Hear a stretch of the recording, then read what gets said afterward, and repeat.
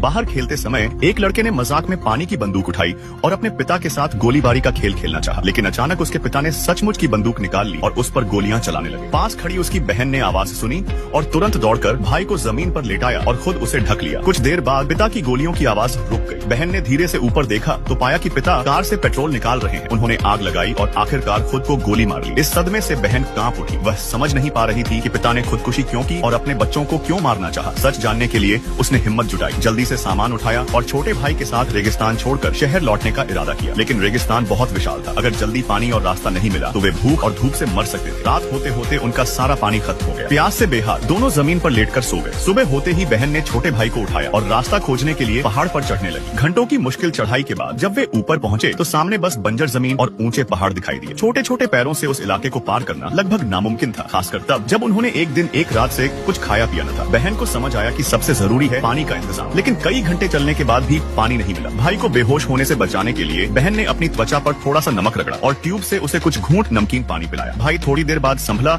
और दोनों फिर चल पड़े। तभी अचानक उन्हें एक हरा भरा इलाका दिखाई दिया, पेड़, पानी और लाल लाल फल। पहले बहन को भ्रम लगा, लेकिन जब छोटे भाई ने भी देखा तो यकीन हो गया कि ये असली है। छोटा भाई तुरंत पानी में कूद गया और खूब पीने लगा, फिर फलों पर टूट पड़ा। बहन को शक था कि फल सुरक्षित नहीं, लेकिन जब उसने एक पक्षी को खाते देखा तो चैन मिला। 2 दिन के भूखे भाई बहन ने आखिरकार पेट भरकर खाया पिया और रात वही सो गए। सुबह जब उठे तो झरना सूख चुका था और पेड़ मुरझा चुके थे। सबसे बड़ी गलती ये थी कि उन्होंने पानी या फल जमा ही नहीं थे। बहन को अफसोस हुआ, लेकिन उम्मीद थी कि झरना फिर लौटेगा। तभी उन्होंने देखा एक अजीब सा काले रंग का जंगली इंसान उनकी तरफ बढ़ रहा है। उसने किसी अनजानी भाषा में पूछा कि क्या उन्हें खाना चाहिए। भाई बहन कुछ समझ नहीं पाए। वह मुड़कर जाने लगा तो भाई ने इशारे से मुंह की ओर दिखाया। तब जंगली ने सूखी खाई में सरकंडा डालकर गंदा पानी चूसकर दिखाया। फिर उसने बच्चों को भी पानी पिलाया। कुछ देर बाद एक कंगारू आया तो जंगली ने एक डंडा फेंककर उसे मार दिया। भाई बहन उसकी भाषा नहीं समझते थे, मगर अब उन्हें एहसास हुआ कि जब तक वे उसके साथ हैं उन्हें खाना और सुरक्षा मिलेगी। धीरे धीरे जंगली को उस लड़की से लगाव हो गया। उसे लगता था यह सफेद चमड़ी वाली लड़की ऊपर वाले का तोहफा है। वह उसके लिए छाया बनाता, नदी पार कराने के लिए अपनी पीठ पर बिठाता और कहानियां सुनाता। दिन महीनों में बदल गए। जंगली की संगत से वे जिंदा रहे। एक दिन उसने बहन को एक लाल गुब्बारा दिया, जिससे उन्हें समझ आया कि पास कहीं इंसानी बस्ती है। बहन को थोड़ी दूर